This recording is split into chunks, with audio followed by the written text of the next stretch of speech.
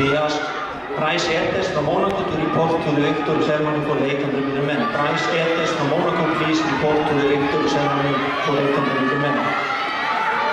En 400 meter menn er að klárast og við sýnumst að vera Þórdís Eva Steinsdóttir frá Íslandi sem hér er fyrst.